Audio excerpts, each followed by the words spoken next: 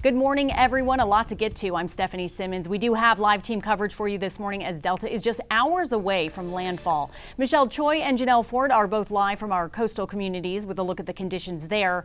But we do want to start with meteorologist Cheetah Craft and the latest on Delta's track. Cheetah, where is it now? Well, you know what? It's moving closer to the Louisiana coastline. It's finally taking that northerly direction. It started to change directions yesterday, which we were expecting, but it is kicking up already on and off rain across the entire area. So a close view of some of our local impacts here. We are already seeing some rain from the outer bands of Hurricane Delta. We are expecting landfall between 5 to 7 p.m. tonight.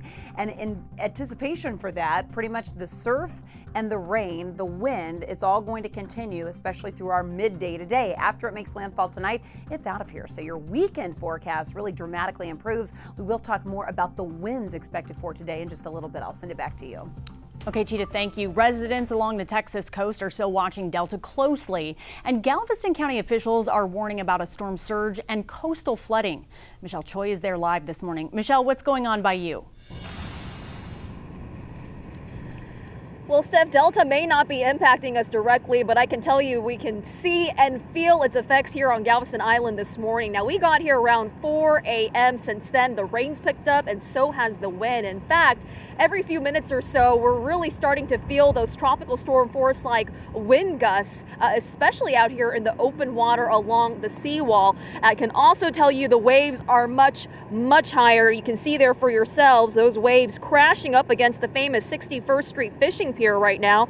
Can't believe it, but less than 3 weeks ago, guys, just 3 weeks ago, we were out here covering Tropical Storm Beta at this exact spot where we saw high waves similar to these. Now, at that time, the owner had to cut off a portion of this pier after Beta's strong waves damaged it.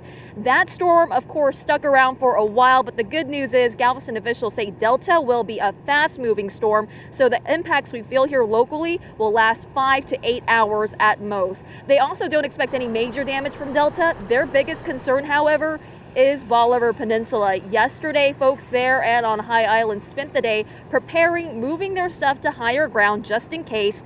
Highway 87, of course, notorious for flooding even without major storms. So TxDOT crews have been there since yesterday on standby. We're also told the ferry could be closed for a few hours if the tides get too high, which is very likely. Guys, high tide for Port Bolivar came in about 2 hours ago. Here on Galveston Island, officials say they're expecting tides up to 4.5 feet above average, which could cause some minor flooding in low-lying areas. You know those spots, the Strand here in downtown, Weston, just some examples.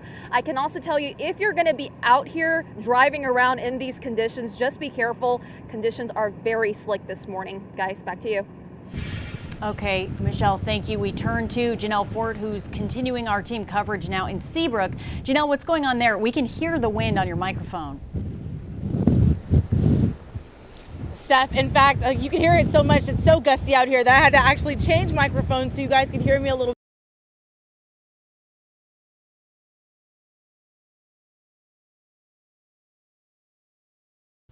Okay, and the wind could be the reason we just lost Janelle's shot. We'll get back to her.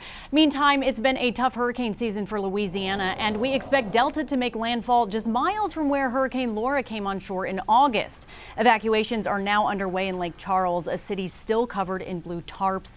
This is the 5th time Louisiana has been under a state of emergency this hurricane season. And tonight, the governor warned everyone to prepare again.